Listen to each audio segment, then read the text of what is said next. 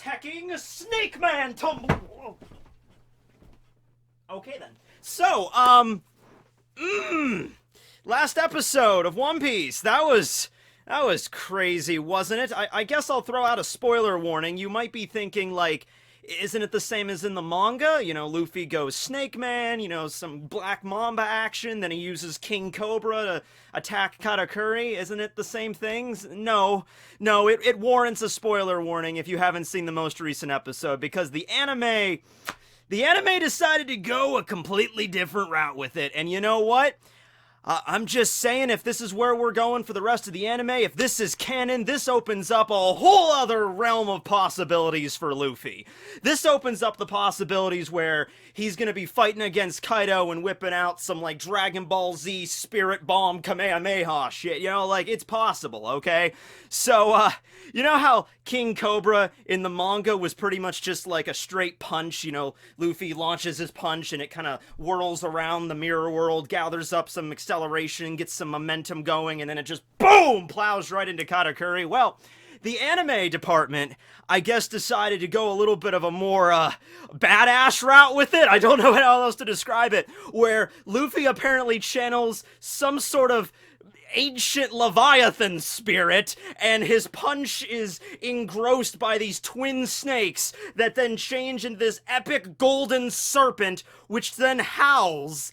I don't even think snakes have vocal cords to even make those kind of noises, but whatever. His arm turns into a golden King Cobra, and like, tsa! And then BAM! Right into Katakuri.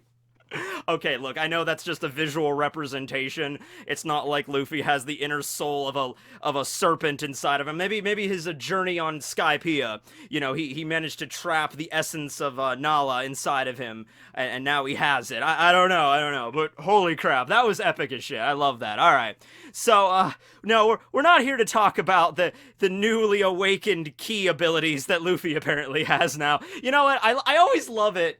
The anime has really went crazy with Luffy's last few fights, especially whenever Luffy goes Gear 4th. I think it's because, you know, Luffy, even while he's in Gear 4th, his attacks are all pretty much, you know, they're rudimentary. They're punches and kicks and stuff. They're really cool, especially when you get armament hockey up, but at the end of the day, King Cobra is really just a really ridiculously fast punch. You know, it doesn't have fire, it doesn't channel the powers cosmic or anything. It's really just a punch, and he swings it around, gathers acceleration, gets some momentum, and then just, and then it just breaks through the sound barrier a couple of times before it slams into the enemy. So I think the anime, man, we gotta jazz this up a little bit. I even loved the transformation sequence into Snakeman, because it was like Luffy was like going through some sort of like Kamen Rider Super Sentai thing. It was like he blows into his arm, you know, activating his muscle balloon, but then like the steam, you know, whenever Luffy goes into Gear 4th, he's got like the steam cloud around him. The steam like covers him, and it like lifts him up out of his sandals as if the steam has its own you know, thought of its own or something, and then it can just like, you know, transform him into this great serpent god of Snakeman.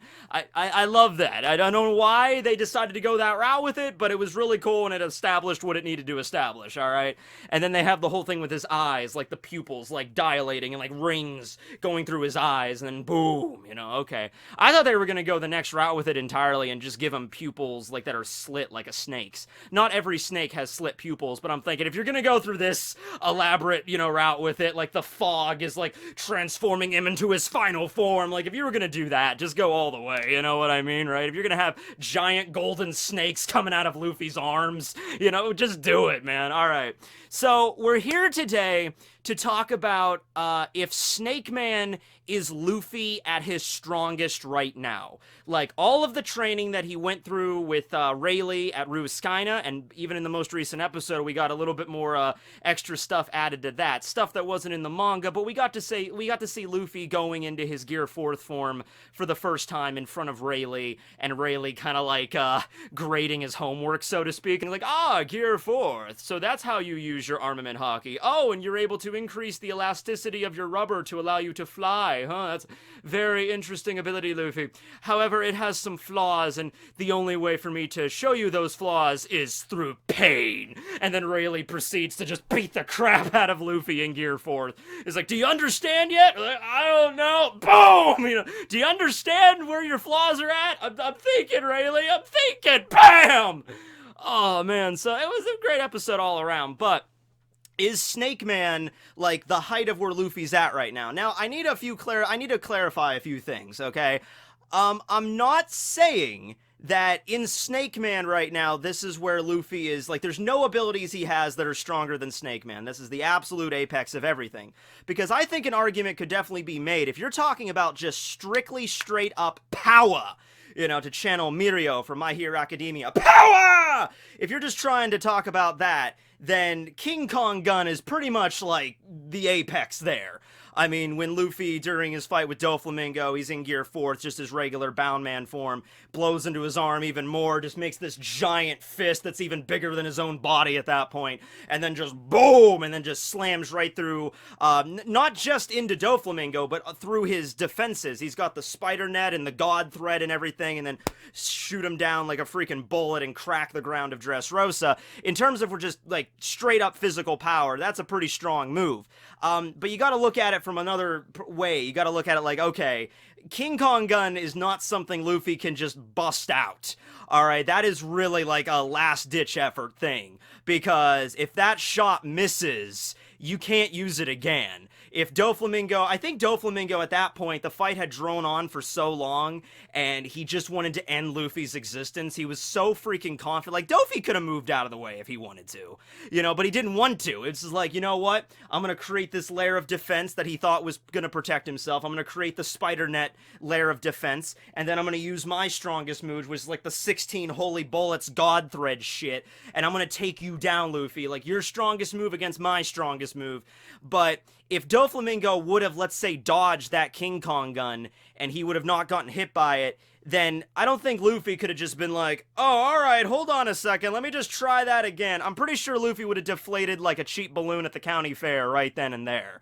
You know, like, oh, crap. So it is probably his strongest move, but it lacks speed. It's a one-and-done final attack sort of thing, right? So we're not talking about that. And likewise, you can consider certain situational moves, like Luffy's combination attacks with the other Straw Hats, or like the candle armor thing he had while in Impel Down. That was pretty cool. Even when Luffy fought against Cracker, and Nami was constantly, you know, moistening Cracker's biscuits for Luffy to consume, and he turned into Tank Man full version, and he used that cannonball technique. That was pretty strong. But we're not talking about those things, because those involve like a little bit of outside help there. From what we've seen so far, just from Luffy being able to do his own thing, I'm gonna say Snakeman is pretty much that hard limit right now. It's sacrifices defense, but in terms of battle power and in terms of speed, it's the best that we've seen Luffy at so far. Right? And if you're gonna be in a fight here, I mean, sacrificing defense is not a good thing, you know, but it still has some defense. It's not like it's completely sacrificed. It sacrifices defense in the sense that, you know, like when Luffy was fighting Doflamingo in Bound Man, you know, Bound Man had a lot more elasticity to it, where he's just bouncing off of buildings. If Doflamingo knocks him into a building, he just bounces off. When he was fighting Katakuri, it didn't seem to be the same thing. If he got hit fairly solid, you know, he's not bouncing back, right? You know, and he could still take damage there, but it's not like his defense is at 0.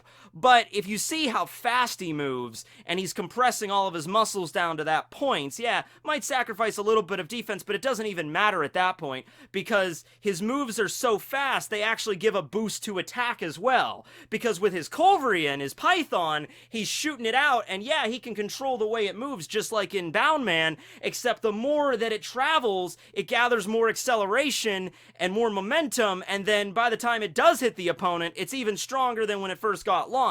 So I'd say those things compensate rather well. Alright, and it also might be one of the reasons why Luffy was really holding this off, because he fought against Katakuri for like 12 damn hours.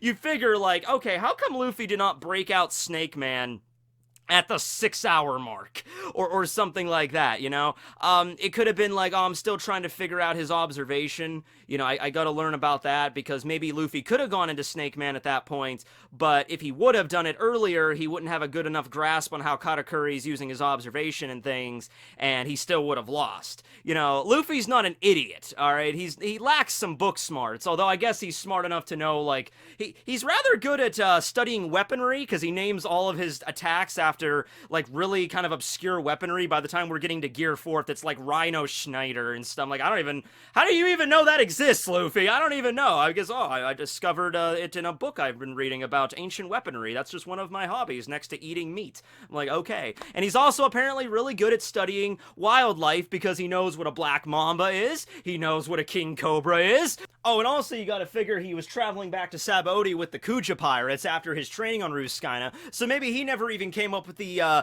names for the attacks while training on Ruskina. He was sailing back to Sabaody, you know, that took a few days to get back there, and he's like, man, I wish I had some cool new names for my new form. And then the Kujas were just there, and they all knew all these names of snakes. It was like, why don't you name that technique Black Mamba? Why don't you name that technique King Cobra?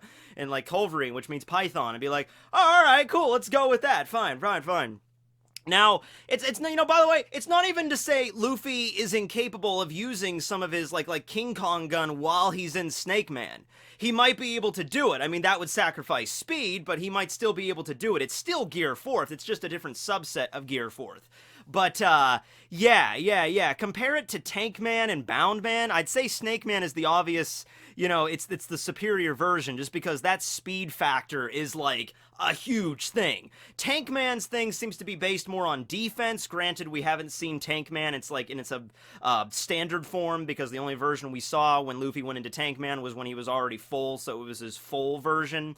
He might have came up with it on the fly. There might not be a normal version, but I'm going to assume there might be a normal version of it. But even in that case, I'm sure even the regular version of Tankman is just like, I'm going to inflate my body as much as possible, maybe the lower half of my body, kind of like when he went into Jet Shell when he was defeating Moria. His body, like, became like a giant bullet. Maybe that's Tankman. Just like, I'm just going to basically bulk myself up as much as possible. You know, I can't move. I'm stuck in one space, but I have, like, defense to the utmost, you know? But in terms of a straight-up fight, that's not really going to be that useful. If you're trying to protect your friends, like if there's a bunch of people behind you, you're trying to shield from an attack, maybe that's when Tankman would be viable. Like, holy crap, guys, like, oh, Tankman, boo! And then you can't move, but it blocks the shot and, tanks it, and then you're good. Boundman is sort of the jack-of-all-trades sort of form, where is like, it's the default that Luffy automatically goes into. Mobility is okay, attack is really good, speed is okay, you know, all that stuff. But, you know, when you want to step it up even more, you gotta go into Snakeman, right? And I'm just gonna say, I mean, this was never brought up in the series, but I'm just gonna say, like, that insane amount of speed that Snakeman has, and the whole thing with, like, you know, the more his Culverine is out, the more it accelerates. I'm gonna say that's gonna put way more of a strain on Luffy than regular Boundman does.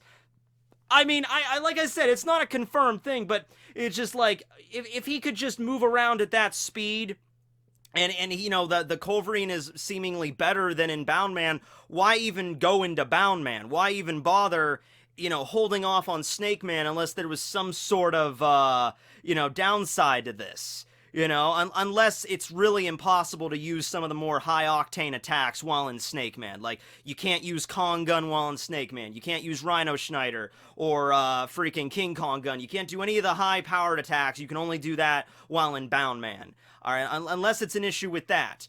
You know, you could even say that, like, Luffy's Jet Culverian, you know, or Black Mamba, when he's using the... Black Mamba is basically like Kong Organ, except it's on a smaller scale. So maybe that's the case. Like, Luffy's just incapable of using Kong Gun while in that form. So maybe Luffy's perspective on this is just like, hey, you know, Snakeman burns through a lot more because I'm zipping around everywhere and everything. If I could just go into Boundman and finish a fight with 1 or 2 Kong Guns, why not do that, right? Try to overwhelm the opponent with power first, see how far you could get. Depends on the opponent. You know, even, you know, with Cracker, you know, 1 Kong Gun was enough to burst his armor, which was pretty durable. So, you know, at that point, just stick with that, right? Then again, I would wonder why didn't Luffy go into Snakeman after Cracker, was obviously like beating him down, because Cracker's whole thing was he could just make these infinite army of soldiers, and that was just this exercise of futility at that point, because it was like, okay, I could break 10 of these, but he's already made 20 more. All I can do is just stand here and keep eating and hope something happens. At that point, why didn't Luffy try going into Snake Man against Cracker and just using its unbelievable speed to just blitz right behind Cracker and just hit him really hard? I don't think Cracker, I mean, he can make soldiers, but I don't think they're super fast. I don't think that's the thing with Cracker. I don't know. I mean, the obvious reason he didn't do that, he didn't go Snake Man against Cracker, is because Oda wanted to keep it for the final battle at Tautland with Katakuri, right? That's the reason he didn't use it there. But yeah, man, out of all of the versions of Gear Fourth we've seen so far, I mean, you could say the most powerful attack he has is King Kong Gun with Bound Man. Maybe he can't do it in Snake Man, but even if you want to remove that, if it's like, oh, it's impossible to use those kind of techniques, I'd still say the speed and just the sheer number of attacks that he could fire off maybe even rivals that. Like, how many Jet Culverians equal one King Kong Gun? That's the thing. You got one King Kong Gun, and that's all you got. You got one shot with that damn thing, and that's it. Meanwhile, Jet Culverian and Black Mamba, these really super fast attacks, and then they get just faster and faster the more you keep them out. I mean, they have a lot better mobility, lot better chance of hitting your opponent with them, and you could fire off multiple. So I'm just gonna say, like, yeah, King Kong Gun is good as the finishing move, but if you're fighting against somebody and you're just unloading on them with these incredibly fast attacks, they're spinning all over the place, and if they don't have sufficient observation hockey, hell, even Katakuri had really good observation hockey to the point he could see the future. He's still getting hit by these things. When he's firing off Black Mamba, Katakuri can dodge a few of them, but it's like, for every, few he dodges, he manages to get hit by a few. He's getting tripped by some of them. He's getting hit by them. They're not doing a lot of damage individually. I'm just saying, they all pile together. They're going to do some sufficient damage.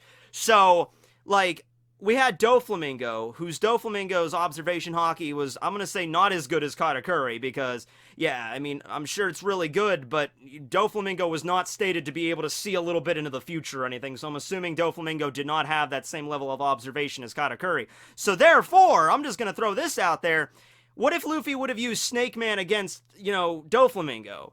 And, instead of using that final attack, which was the King Kong Gun against him, he used Black Mamba or something and just unloaded into him. If, Doflamingo, maybe he'll be able to dodge like a few of them, but I think the vast majority of blows in that case would have hit him dead on. Now, the whole issue there was, it was like once again, it wasn't just Doflamingo, it was like his 16 holy bullets and the spider net and everything, so it's like Luffy really didn't have a chance at that point. Like, he needed something really strong to just break through all of that at once. I'm just saying, I'm thinking, Snake Man, I think it could have had a run for its money against Doflamingo, and hey, King Cobra in the manga, it looked like, it was probably just the perspective in the manga, but it looked like, when it snaked around and gathered momentum, by the time it went to go hit Katakuri, it looked like Luffy's arm was a little bit bigger. Not as big as King Kong Gun, but bigger, But in the anime, it didn't have that, so I'm assuming that it was just a perspective thing in the manga. That's why it looked bigger, because it was in the foreground. But yeah, I think it doesn't change size. It's just Luffy just fires it off, and it just swings around, and then fires past him again, basically like he's getting like a second win with the punch, and that's the thing there. So from what we've seen in the anime regarding that, I'm gonna say King Kong is still stronger than King Cobra. But yeah, what do you guys think about this? What do you think about Snake Man being Luffy's pretty much like strongest form right now, not based on individual attacks, just based on like everything that he can do while in that form and the drawbacks that go along with it? And how would you think if Luffy busted out Snake Man both against Doflamingo and against Cracker, how that would have went. I think it would have been really effective on Cracker. It's just that Oda didn't want to reveal it yet. Doflamingo, yeah, like if he would have went Snakeman at the beginning of the fight with Doflamingo instead of Boundman, you know, that big, the epic moment where we get Gear 4 for the first time. If it would have been Snakeman instead of Boundman, I think, you know, Dofi would have had the similar reaction of like, oh, that's so silly. And then he would have got knocked around town and just speed blitzed out of Oblivion. But I think at the end of the day, yeah, he would have needed a little bit more firepower to take him down that way. The thing with Katakuri is they were in a much longer fight, and Katakuri also took some damage himself there. And they were going at it for a long time, so it's like, yeah, they were pretty worn out at that point. That's how it's like, okay, Snakeman has to be the thing to finish it, because it's the only thing I'm going to be able to use to hit you at this point. Anything else I try is not going to be fast enough, so, yeah. But what do you guys think about that? Thanks for watching, and, yeah, I look forward to the future. I look forward to, when Luffy unlocks his other version of Gear 4 with, I don't know, Lion Man or something. It'll be the King of the Pirates. He gets an epic mane and shit. He'll just unlock the powers of just, you know, like, Ki, and then how they're going to interpret it in the anime. They really go nutso with it. Like, I remember even when he used Grizzly Magnum against Caesar. In the manga, it was just Grizzly Magnum against Caesar. Bam! Done! In the anime, they gotta draw it out a little bit more to make it seem a little bit more epic and to also take up time in the episode, you know? So it's like, you know, it's kind of like Grizzly Magnum and Shiro Kuni are having like, or Shino Kuni, sorry, are having like a beam struggle where it's like, and you know, the gas is beginning to like petrify Luffy's arm and he's like,